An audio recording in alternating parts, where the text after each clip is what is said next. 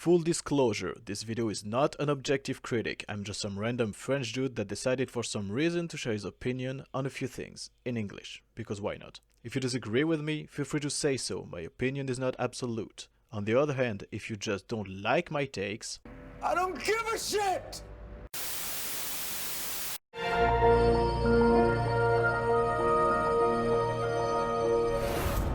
So, here I was finishing my 34th speedrun of Supernatural, wondering what I could watch next, and then the news came out about the CW getting sold after years of losing money.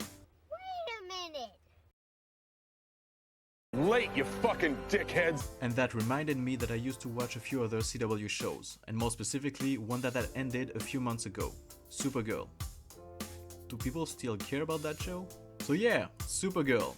I had stopped watching it early season 5 because waiting weeks after weeks to watch an episode of inevitably boring and disappointing show is a kink that I don't share, so I had planned to rewatch it all when the show would end. Now here I am, after rewatching the 6 seasons. Don't worry, I'm fine. Let's start with something simple, a little plot summary. Kara Zor-El, cousin of Superman, was sent to Earth with him when Krypton exploded with the single mission to protect him on Earth. But in Kara's own world, but my pod got knocked off course, and by the time I got here, my cousin had already grown up and become Superman. She then gets adopted by the Danvers, a couple of scientists who have a daughter, Alex, and she proceeds to control her powers, but most importantly, keep those a secret for the rest of the world, since she doesn't have to protect her grown-up cousin and just needs to blend in. Years later, and while she's living a mundane life as the assistant of Cat Grant, the CEO of a media empire in National City, an accident involving her sister and a plane forces her to reveal herself as someone with powers and is quickly nicknamed Supergirl. The story then focuses on her life as a superhero and the daily struggle of having a secret identity. You know the drill. Of course, as a DC show, it exists in the same universe, or multiverse should I say, as the rest of the Arrowverse. So there is Arrow, The Flash, Legends of Tomorrow, Batwoman and Black Lightning. You know Black Lightning? Who? No one? Don't worry, just pretend to know what I'm talking about, it's not really important. Most of the Arrowverse's fans agreed on the fact that the first 2, maybe 3 seasons of Arrow were good and the Flash season 1 was great, and so they were pretty hyped up about Supergirl joining in. And overall, they seems to enjoy the show for a while. Did I enjoy it? Ha! Fuck no! But that's the reason I'm making this video, because I need to express why. Okay, how do I do that? Do I resume the seasons and then going for the deep dive? Yeah, I might do that. I'm gonna give myself 2 minutes per seasons. Let's get started. We get introduced to Kara, the main character, aka Supergirl. She has a sister, Alex, that works for a secret organization called the DEO, whose task is to regulate alien life on Earth. Basically, they are the Men in Blacks. The head of the DEO is a man called Hank Henshaw, but who is not actually Hank Henshaw, because Hank Henshaw is dead and the Hank Henshaw we see is really a Martian called John Jones. We refer to him as Jojo. Jojo! Kara naturally joins the DEO to help fight bad aliens while saving good aliens and humans, which kinda puts her in a bad situation with her day job as an assistant at Catco Worldwide Media, run by Cat Grant, a nightmare of a boss that needs more attention than those people that spend their life on Twitter. Fortunately for Kara, she doesn't have to do everything alone. She can count on Win, the nerdy best friend secretly in love with her, and James, tall and handsome photograph that she desperately wants to bang. The two of them knows that she is Supergirl, and with their help and the DEO's, she takes on many bad aliens and metahumans that threaten the peace of National City. But she then meets the real bad guys of the season, her aunt Astra and her husband Non, yes that is his name, who are locked up in a space prison that crashed on Earth. They are the ones sending all the aliens to wreak havoc on Earth, and Kara will have to fight them. After a few heartfelt moments and less heartfelt fight scenes, Astra is killed by Alex and Non killed by Kara. She then flies the prison ship back in space because it's about to kill every human on Earth using psychic waves. The season ends with Kara and James officially getting together, Kara becoming a journalist and a new space pod crashing down on Earth. The season starts directly where we left our heroes. They open the pod and find the new guy of the season, Mon-El, a guy from Krypton's twin planet Daxam, because apparently planets have twins. He and Kara at first are going to have a hard time with each other because Daxam and Krypton hated each other back in the days, but after a while they are gonna get closer and closer until they eventually get together. Remember roughly 1 minute ago when I said Kara was desperate to beg James, and that they got together at the end of the season? That lasted 2 episodes. Monel is gonna become the student of Kara to learn about his powers and responsibility in this world that is welcoming him and eventually become a hero who joins the team, because he really couldn't stay at Catco boning the new assistant. But Monel is not the only new guy this season. Megan, another Martian, arrives and becomes the love interest of Jojo, giving us more about his past than we knew of since then. Lena Luthor, little sister of Lex Luthor, joins the battle. She's the opposite of her brother, where he's a total psychopath. She tries to do good and befriends quickly Kara and her crew, and even gonna bang James for a while. James on the side is gonna become a vigilante real quick and be known as Guardian. But unfortunately she doesn't come alone. Her mother, Lillian Luthor, is a complete psychopath just like her son, and is secretly running a terrorist organization called Cadmus that wants to get rid of aliens' life on Earth. To do so, she brought Hank Henshaw, the real one, back from the dead and turned him into Cyborg Superman. And also created a few Metalos, basically Terminators but with kryptonite. None of all those are the real villains, since this place is occupied by the Queen of Daxam, Monel's mom, that wants to turn Earth into New Daxam to save her people from staying in space forever. And so the invasion of Earth by Daxam begins. The Queen and Cat Grant have a rap battle in Zoom calls, and then Kara ends it all by activating a device that charges Earth's atmosphere with lead, which is the equivalent of kryptonite for Daxamite, killing the Queen and forcing Daxam to leave Earth's atmosphere. Unfortunately, that includes Monel, that has to take the same pod he arrived in to go back in space after a heartbreaking goodbye scene. Oh yeah, and Alex figured out she's gay. Good for her. And there is an entire thing about Jojo going back to Mars to help the resistance and get back his father, who was prisoner there for the entire time. So yeah, Jojo got his father back. It's been a few months since Kara had to make the love of her life go away, and now she's heavily depressed, but it's only one episode though.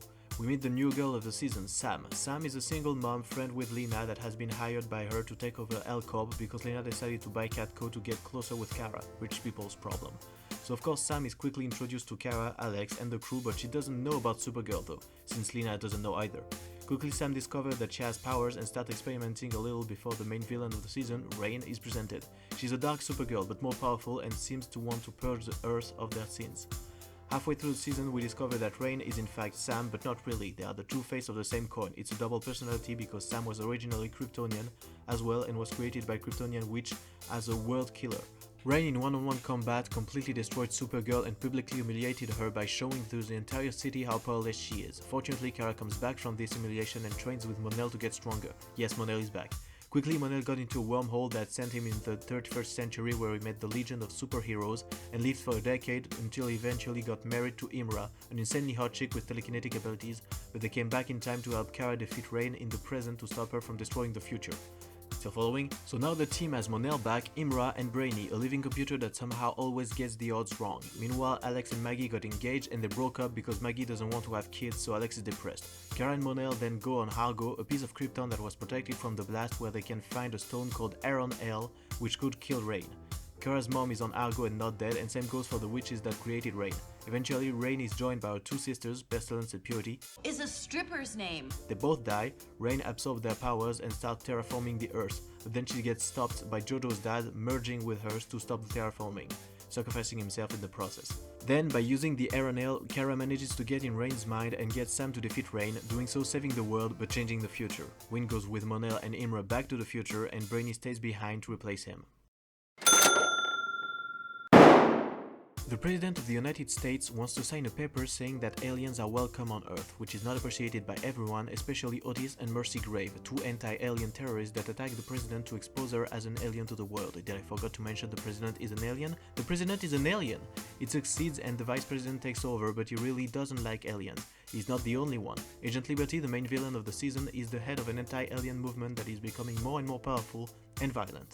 His real name is Ben Lockwood. He lost his dad, his house and his job because of aliens, and he got recruited by Otis and Mercy on Lex's order to wake the people up against the danger of aliens, by force if necessary. To do so, he manipulates human and aliens alike to create more conflicts and make hate grow stronger on both sides, until one point in which the president decrees martial law against aliens and deputizes Children of Liberty to arrest any aliens they see fit.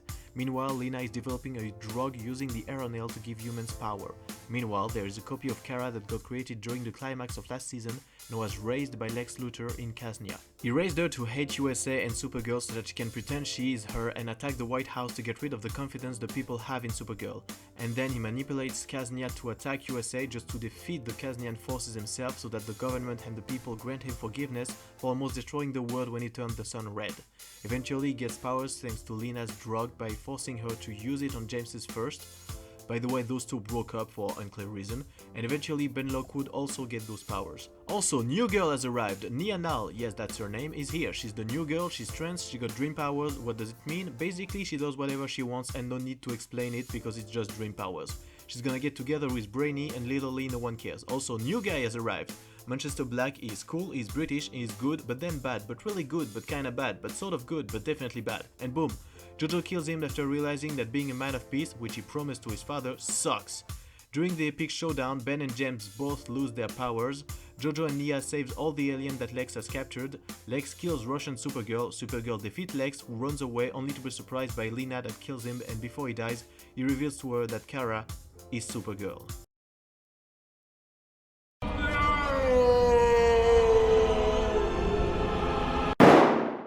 A month has passed since last season. Suddenly virtual reality is everywhere. Lena created an artificial intelligence that can take on Eve's body, and there is a secret organization called Leviathan that controls everything and everyone. There are ancient gods / aliens and have been behind floods, earthquake and every natural disaster ever.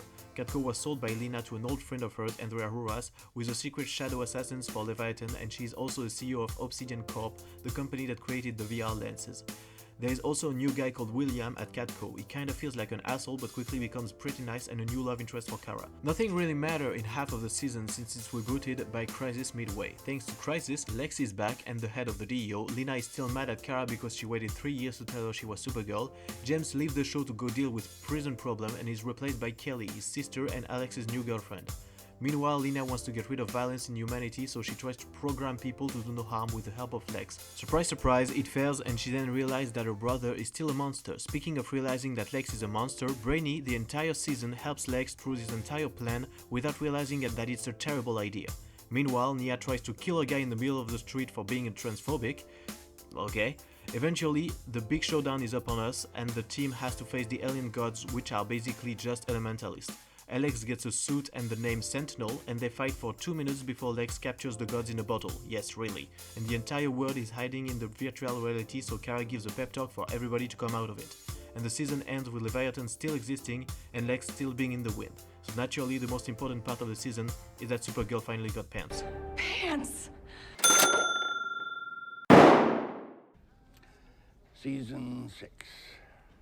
We get back just at the end of season 5. The rest of Leviathan gets defeated. Lex uses the gods to power himself up to attack the Fortress of Solitude. He loses, but manages to send Kara into the Phantom Zone. She meets Nyx there, an imp, and her not-so-dead father was here for some reason. After an unclear period of time, it feels like 2 days but it's probably more, the team gets Kara's back. But Nyx catches the ride and tricks Nia into releasing her into the world. She then proceeds to search for totems that compose a power stone that will make her strong enough to kill her father, because he sent her into the Phantom Zone.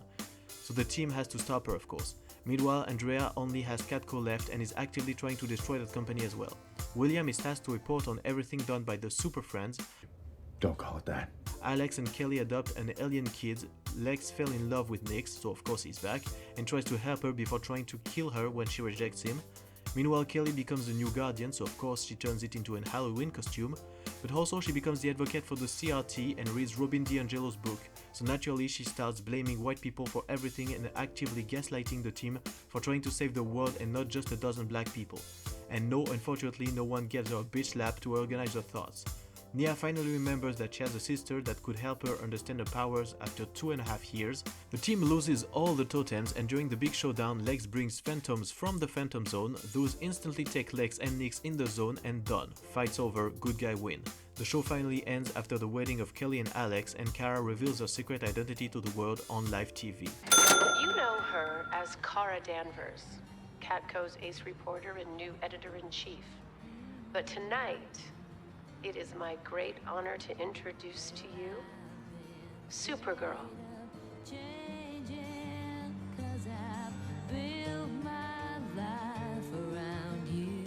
Stupid idiot. Not bad, kid. Now that this is out of the way, let's dig in. Supergirl is not a good show. There are some good things in it, don't get me wrong, but those are not even close enough to the amount of bad in the show to make it interesting or satisfying to watch. And to make you understand, the best example is the main character, Supergirl herself, Kara. She's pretty much the typical blonde cute girl in most bad rom-com, but also she's an alien superhero.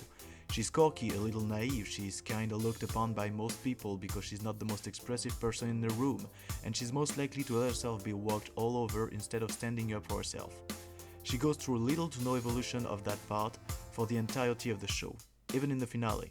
But as Supergirl, her more public alter ego, she's completely different. She's basically Superman but female. Total Boy Scout, or Girl Scout I guess, rather talk to her enemies than neutralize them, always smiling while saving cats from trees and stopping car accidents, these kind of things. The problem is, she's a very bad female Superman. Why is Superman always trying to stop his enemies without the use of force? Because when he starts using it, he completely dominates them, and why wouldn't he? Super speed, super strength, heat vision, freeze breath, bulletproof, and about 100 other abilities. The guy is basically a god-level opponent. All those abilities are also shared by Kara, but on her side, she never actually uses them. I swear, if you take a random episode out of the 126 that were released, you have 90% chance of seeing her being bodied by random villain of the day. Even humans can just crush her with almost no effort all the time. She is so incompetent that it made me want to punch my screen out of frustration so many times while watching the show. And it's not just season 1 when you could say that it's her debut as a superhero and she will learn as the show goes on. She literally never does. At the end of season 6, she is still not using her super speed to fight, but instead she uses it to train against dummies, write her articles, and prepare flowers for a wedding. I'm being 100% serious right now.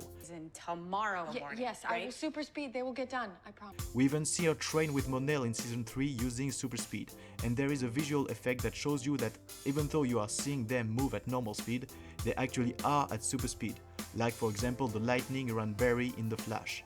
But that effect is literally never used ever again in the show to make you understand that she's going at super speed, proving that she is not. Most of the time she doesn't use her strength either. The few times she uses her heat vision, it's on her enemy's weapon and not to neutralize them, and she must have used freeze breath 3 maybe 4 times top and then patiently waited for a frozen enemy to free himself before going back at it. Watching a fight is legit so frustrating because it's like watching a professional boxer lose to a 4-year-old because he was trying to fight him while standing on his hands and with a blindfold on.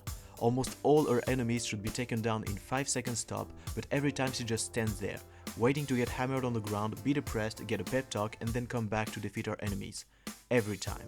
And if only it was just Supergirl, but it's not. Alex is an agent of the DEO that uses weapons like swords and guns. She never actually shoots at anyone, she just aims and then walks toward the targets. In season 5 she even gets a Martian device that can transform in any kind of weapon so that she can actively choose to not shoot people with a lot more weapons. Monel was kinda doing the job by actually using his super speed a little, so we had to take him out after season 2. Brady is very efficient to dodge, but aside from one funny fight scene in season 4, we never really have anything more with him.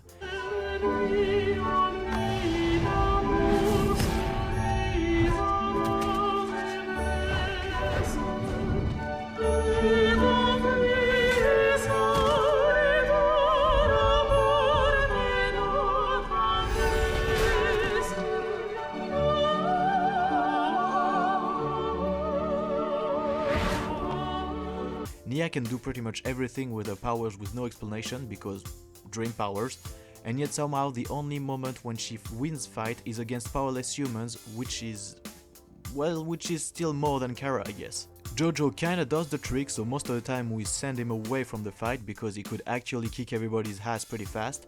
Guardian is surprisingly useful sometimes, but since he is human you just take a leap or start flying and...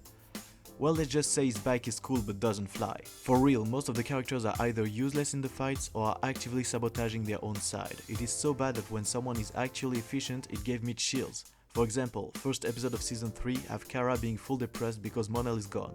And she doesn't talk to her enemies, she doesn't smile, she just goes hard on them. She's efficient and straight out awesome.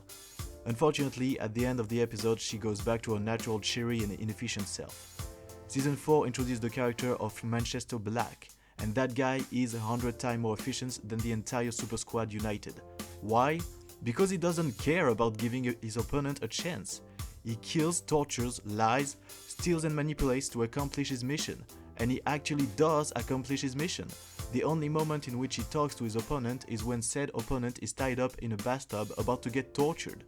Even Ben Lockwood's kid is more efficient than Supergirl. Same for Andrea in Season 5, literally the first mission we see her accomplish, she appears out of the shadow, in 1 second she kills her target and disappears. I was shocked to see so much efficiency.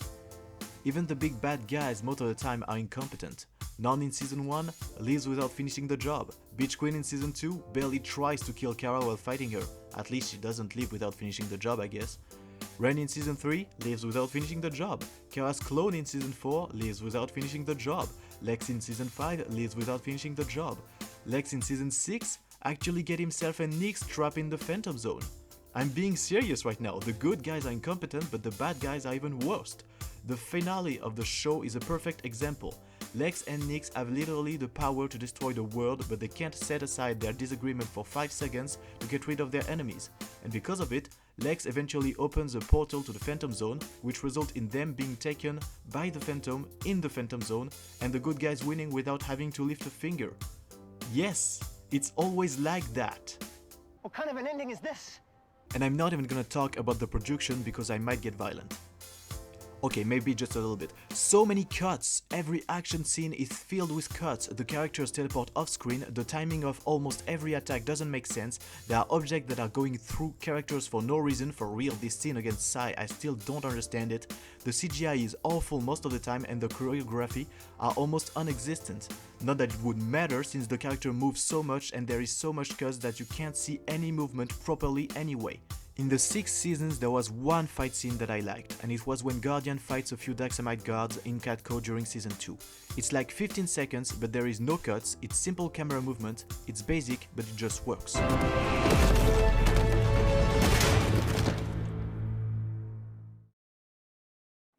God wanted the devil. You complete me. Without Batman, crime has no punchline. You've probably heard the saying, a hero is defined by his villain. In Supergirl, the villains are special. There are 2 kinds of main villains in this show. From Season 1 to 3, the villains are directly connected to Krypton's past and are in a way Kara's legacy. After that, Season 4 to 6 have Lex Luthor. And that was a terrible mistake, but let's break it down a little bit. In Season 1, the big bad guy are Astra, Kara's aunt, and Non. 2 Kryptonians that were locked in the Phantom Zone by Krypton's government before it exploded, and that were involuntarily freed by Kara when her pod escaped the Phantom Zone. There is personal involvement and attachment between Kara and Astra, which brought some good scenes of personal development for Kara when she captures Astra and she reveals that Kara's mom manipulated her own daughter to imprison Astra for the only crime of trying to save their planet. Hello, Kara. Don't say my name right now. Did you use me to draw Astra out of hiding? Yes. How could you do that? Astra had broken the law. You were the only person she trusted enough to meet. It was necessary. Could she have saved us? She was a criminal. But was she right? I am not programmed to give you that information. Tell me! I'm sorry. I am not programmed to give you that information. You let everyone that I love die. You left me.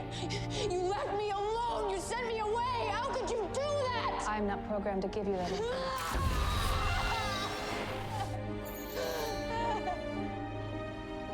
Hey. But unfortunately, once Astra dies, Non becomes incredibly boring. He is just bad for the sake of being bad, especially once Mystic Echo Plus here joins the fight. Because of that, there is not much for us to be concerned about in this fight. We already know that Kara is going to win, and we know that she can kill Non without feeling any kind of remorse for it. But if it had been Astra that she had to kill to save everyone, there would have been some real drama. It would have been a very emotional scene. In Season 2, the main villain of the season is Mon-El's mom, and she's pissed because her son is dating a Kryptonian. No, I'm not joking, she also tries to take over Earth to give a place to stay to her army, but the main thing is that she wants to kill Kara because her Kryptonian ways are changing her son into a decent person.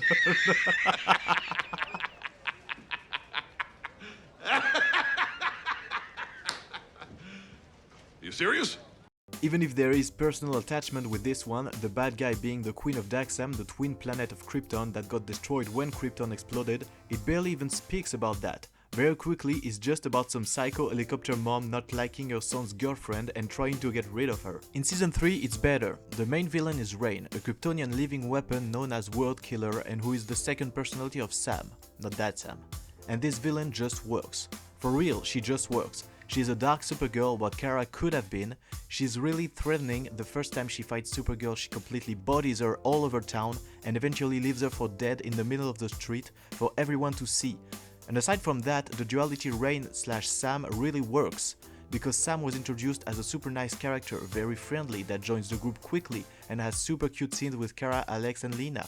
So seeing her slowly losing ground to Rain while struggling desperately not to lose herself is really impactful. And this is why for me season 3 was by far the most entertaining season. I'm not saying it's good, but it's better than the rest of it. And then there is season 4, 5 and 6.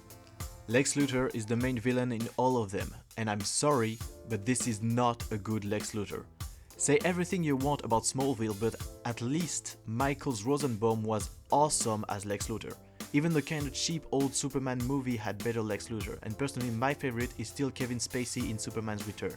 Hell, even Jesse Eisenberg that got decanonized as Lex Luthor is better than whatever we got in Supergirl.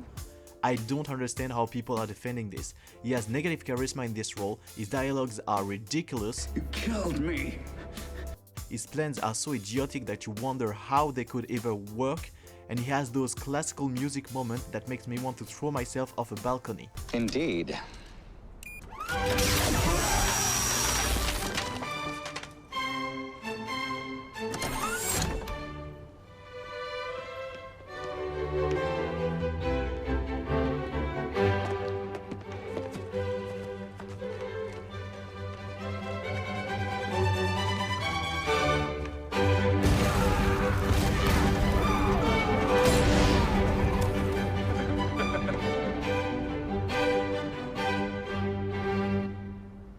But let's go back a little bit. Season 4 focuses on Agent Liberty, Ben Lockwood, a human that lost almost everything because of aliens' attack and become low-key racist. So he started forcing the people to face the real danger of aliens for mankind without necessarily using violence, but mostly through debate and talks and manipulation. And as a concept, that villain is absolutely incredible. How to give the perfect opponent to an all-powerful hero, make that opponent dangerous not physically, but psychologically. Agent Liberty initially defeats Kara and Supergirl on an intellectual level, by showing the world their contradiction, by pushing them against the wall and presenting them with problems that they simply cannot solve by punching something. On Thanksgiving, tomorrow is Thanksgiving. It is a day for family, for community. It is about welcoming different cultures and celebrating a gratitude for life together. That is what liberty is about. I think it's very interesting that we are here having this debate the day before Thanksgiving Day. I mean, American history, it has this nasty habit with this holiday particularly to just wrap it all up in a neat little bow, when the truth is, in the years following the indigenous Wampanoag people inviting the Pilgrims to a wonderful Thanksgiving meal, the European invaders slaughtered their hosts. So we do not learn from American history. Is it possible that 100 years from now, the aliens will have their own wonderful, thankful holiday about how they slaughtered us? That's right.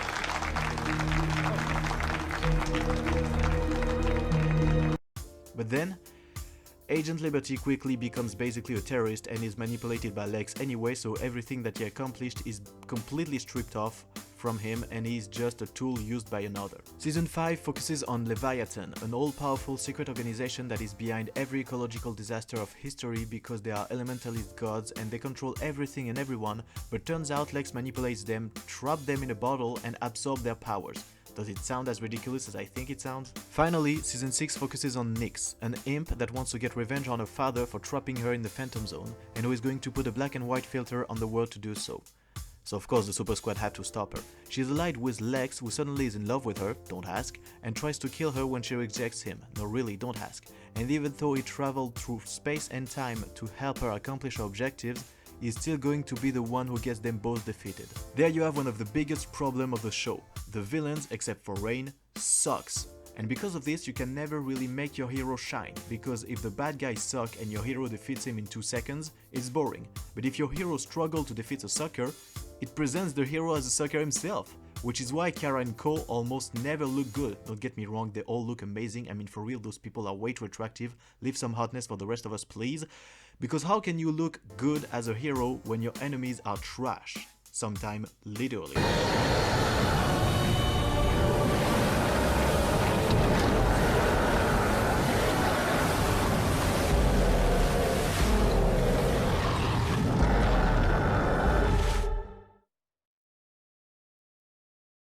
男がどうとか女がどうとか知ったこっちゃねえんだよ。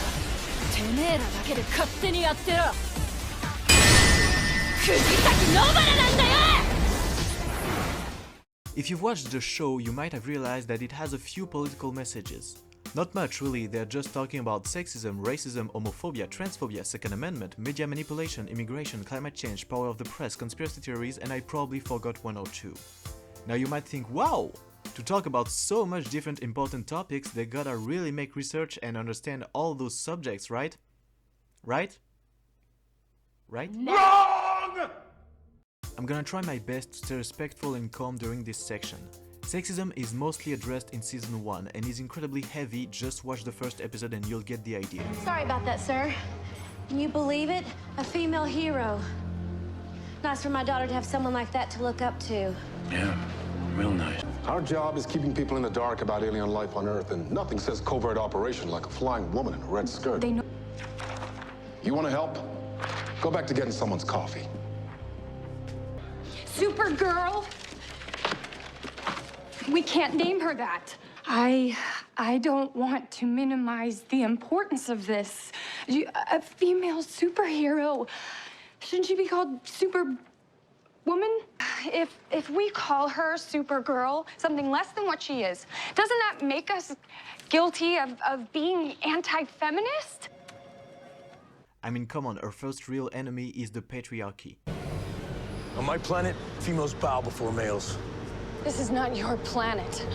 Did you get it? Did you get the message? Power of the press is very quickly considered to be a duty for a journal to stand for something. Is the thing going to be truth? Fact?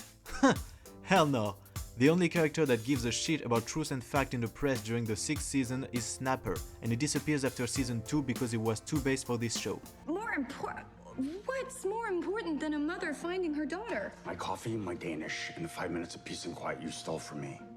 So basically the power of the press here is the power to be biased and writing hate piece with little to no fact or valid evidence because it's the right thing to do. Though shareholders may delight at the financial prospects of such a device, there is little for a concerned citizen to do but weep at this shameless fear-mongering to the country's immigrant-fearing lowest common denominator. I was really proud of that sentence. What the hell is this? I am not questioning the scoop. What I'm questioning is the clear slant in your reporting. If I wanted your opinion on the news, I'd assign you to op-ed. There's a difference between truthful reporting and biased reporting. This is oversaturated with your pro-alien slants. Facts, Miss Danvers. Who, what, when, where, why. Nothing I wrote was inaccurate. That device is bad, objectively bad. That's up for the reader to decide. Rewrite it. Next time, keep your personal feelings to yourself. The way they talk about climate change is funny here, because during 4 seasons you have dunks after dunks on climate skepticism. Carl. Does President Marsden believe climate change is real? Yes. Yes, Carl. As a matter of fact, she does. She also believes that 2 + 2 = 4 and that the Earth is round because the president is not a moron. Any third grader knows that global warming is the biggest threat of our time, and I'm happy to report that the intellectual capacity of our president is not inferior to that of an 8-year-old.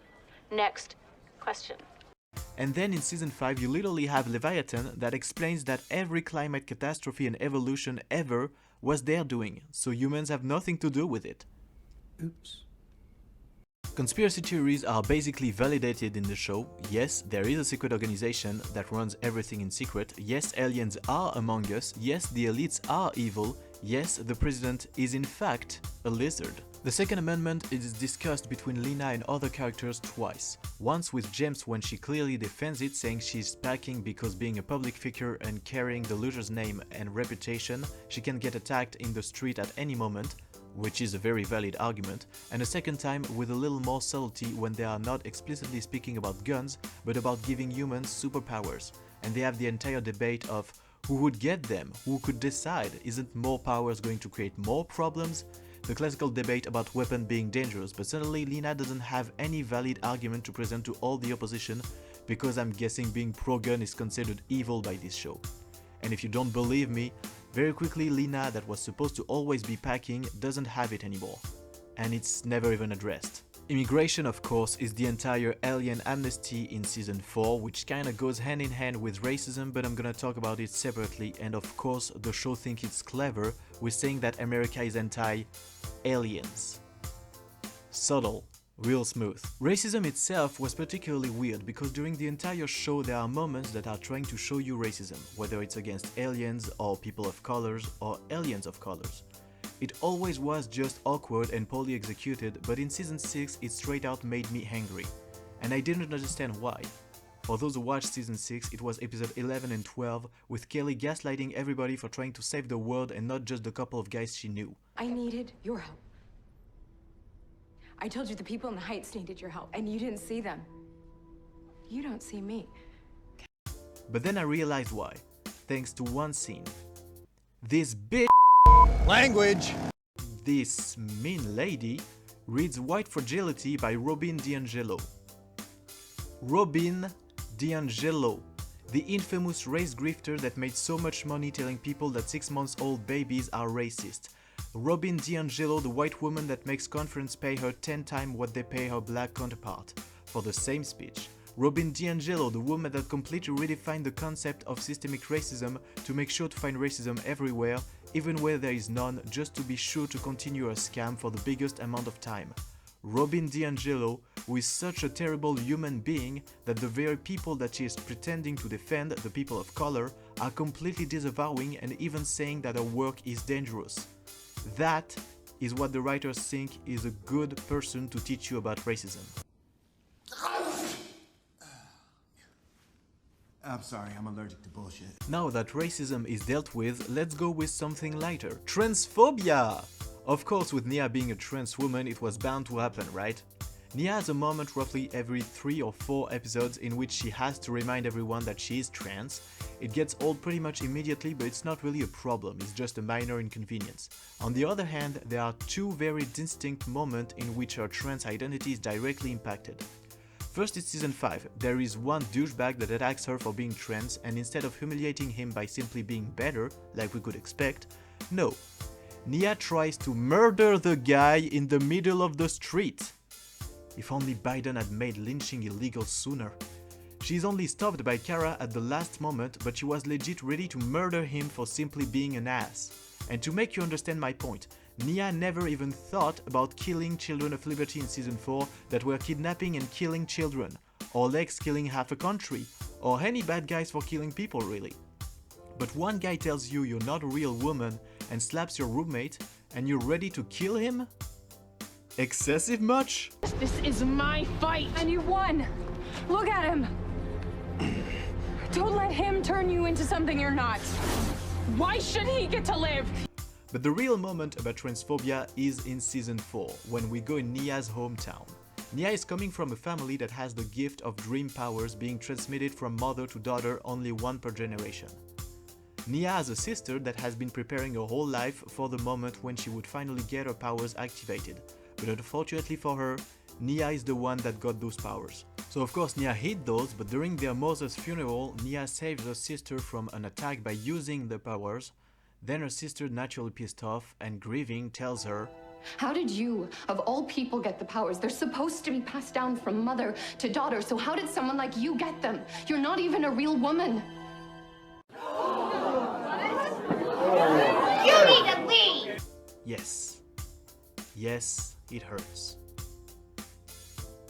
But it's kind of a valid point. How did she got those powers? Because it is explained that those powers are genetically transmitted from mother to daughter, meaning it is a matter of genetics and DNA. And even if Nia felt like a woman transitioned, she was born a man. With a man's DNA. meaning she cannot have inherited the powers that can only be transmitted from mother to daughter. It's the same as, for example, Turner syndrome, a genetic disorder that only affects women. It is rarely transmitted from mother to daughter, but it can be. But since it's a disease that only affects female DNA, it cannot be transmitted from mother to son. It's great to have a trans superhero, but wouldn't it be better if that hero's entire existence wasn't incoherent? I'm just asking, please don't shoot the messenger. That problem wasn't even hard to fix, just say that it is not only inherited by women, and boom, problem fixed.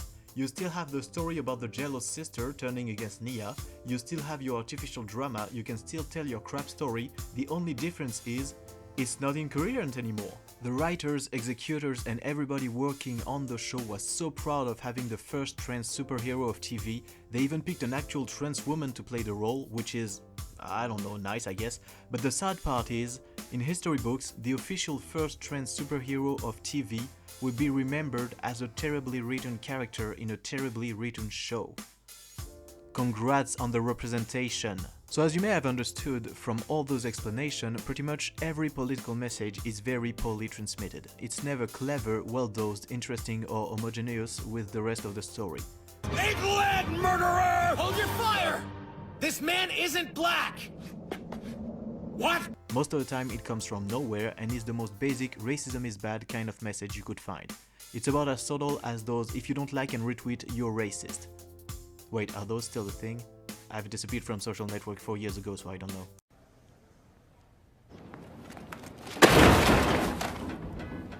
But there is one social message that surprised me by being remarkably intelligent. And I know it might sound shocking, but I'm serious. Homophobia is well treated. No, I'm serious, for real. Homophobia is treated one big time with the character of Maggie. Maggie is a lesbian Mexican cop that makes Alex realize that she is a lesbian in season 2. We quickly learn that Maggie was forced out of the closet when she was 14 and that her father casted her out of the house because of it. But when Maggie and Alex get engaged, Maggie invites her father to at least give him a chance to be there. After making a lot of efforts trying to be supportive of her, he suddenly leaves the room when Maggie kisses Alex in front of him. It could be just that the guy hates homosexuals and that would be all, but no. Maggie runs after him and they have a very heartbreaking discussion about why he's like this. I came to this country at 9 years old. At 11, I was working in a factory. Yes, I know. Do you? Yeah. Do you know that I was the only Mexicano working alongside a bunch of white boys? Do you know that they would wait for me at night by the road and laugh and call me a wetback and kick me till my ribs were broken? What does this have to do with you being a lesbian? I worked to win their respect. Those same boys, when they grew up, elected me their sheriff. I endured for my children, so that you would never have to face that kind of hatred, so that you would belong. I am accepted for who I am. The world is different now. Ha! They're building a wall to keep us out because in their minds, we're nothing but rapists and murderers. The only thing they hate more than a Mexicano is a homosexual. The world is not different, my dear. And that's the worst part of it. He loves his daughter, and he wants what is best for her, but he also knows that he will never be able to approve the way she is. That's why the treatment of homophobia in this scene is brilliant. It is not based on hate, but on love. He loves his daughter so much that he cannot help but be afraid for her if she is her true self. And so he chooses to love her, but from afar. He is ready to sacrifice his relationship with his daughter to make sure she is happy, because as long as he is around, she will never be. Look, you can live any way you please, but don't ask me to witness it.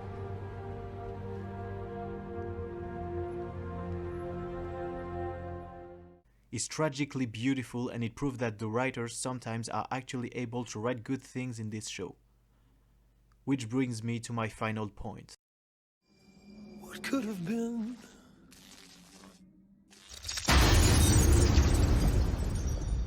This show is a gigantic missed opportunity, because we clearly see that the team is having a blast on set. Melissa Benoist without a doubt loves playing Supergirl, same goes for Khalil Leahy with Alex, Katty McGrath with Lena, David Harewood with Jojo, and almost every actor and actresses being absolutely awesome in their roles, except Lex and Nunn. I hate those two really. There clearly is love for the project in there, and I think with better writing, the show could have been amazing. But the choice of having a cheerleader Supergirl was a very big mistake. The format of 20+ episodes a season is clearly restraining the show, and the CW network really should have stopped using this format because it forces the story to slow down instead of being more focused and interesting.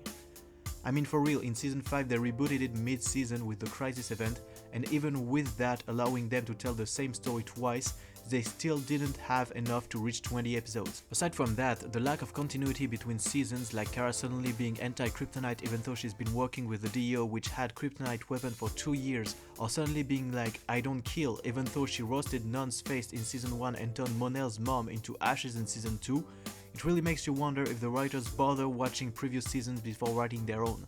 Same for characters suddenly gaining powers or losing them depending on what the plot needs. Leslie! You have to stay with me. Stay here. Stay here.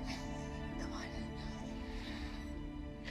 I guess I'm a sucker too. No.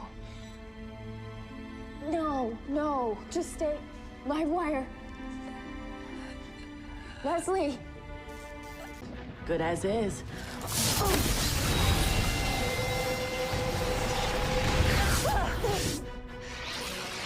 You need to get out of here.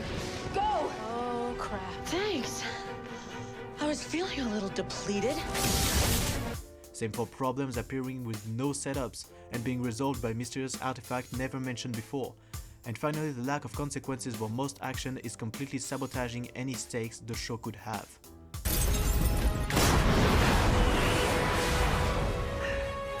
Supergirl? I'm okay. I'm headed there now. Now imagine with me the show being way closer to the comics. I'm gonna have to talk about the comics of Supergirl real quick, I promise it's not gonna last too long.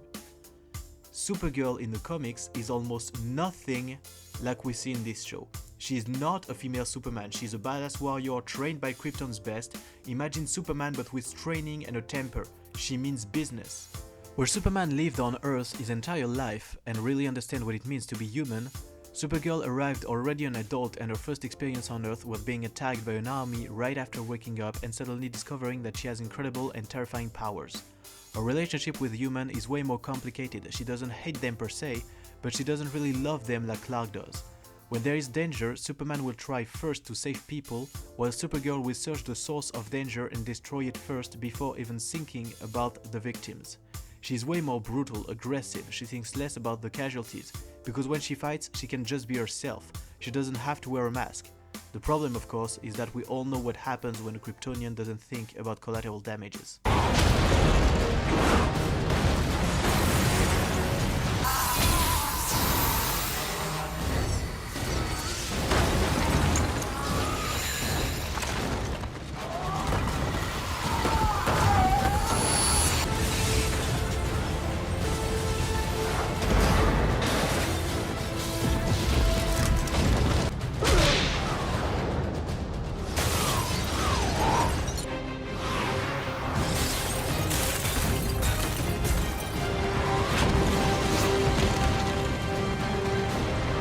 Of course, with her having lost everything once arrived on Earth and the pressure of Superman in the world that wants her to be a new superhero, she has a really hard time adapting to life on Earth and controlling her emotions.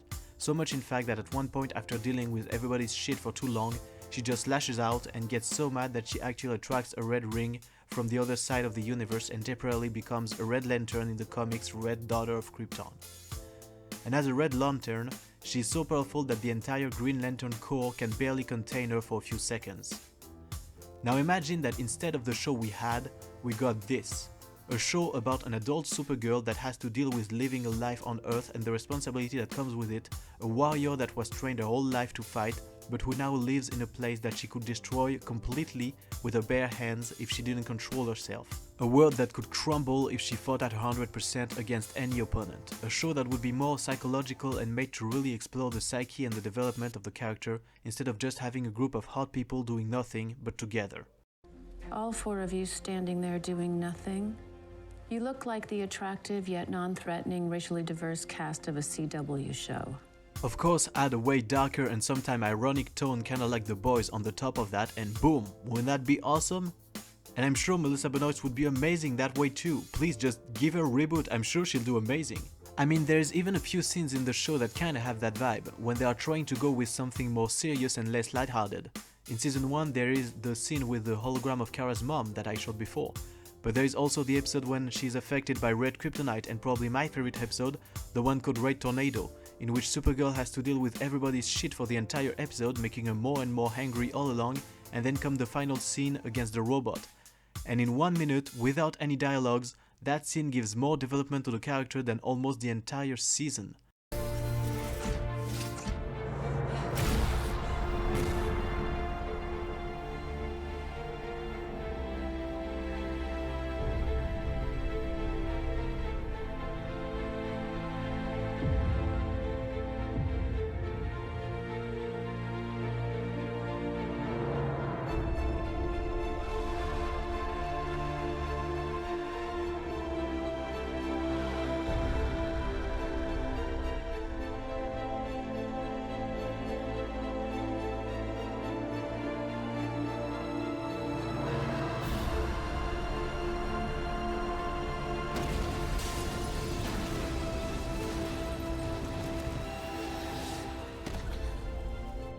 Supergirl, are you okay?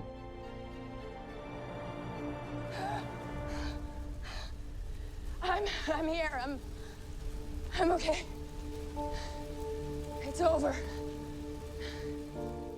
She lets go of all the rage, the frustration, the pain, the guilt, the sadness, and she focuses all of it in one primal scream, and that scene is absolutely beautiful. In season 3, the first episode is really cool with Kara being depressed, and in the final scene of the episode when she pulls the submarine from underwater, everybody at shore is watching her with hope and happiness in their eyes, but when the camera comes up to her face, it's not a cheerful smile or a victorious look, it's simply sadness and pain. There is a few of those during the entire show, and it's a shame to have literally amazing scenes completely overrun by mediocrity for the rest of it. There you have it. I finally finished this video. It took me way longer than I expected because watching this show while taking notes exhausted me for real. I took more time watching 6 seasons of Supergirl in double speed than I take for an entire run of Supernatural. Anyway, I'm done. See you later. I need a drink. Or 12. Is this still recording?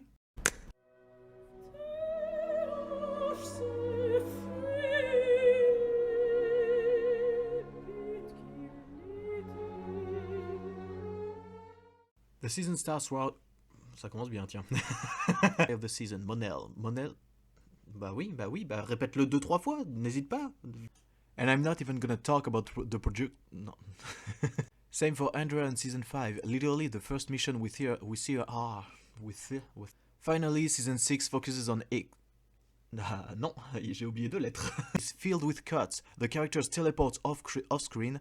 Ah, shit. In season 1 there is the scene with the hologram in Kara's mom. No, not in Kara's mom.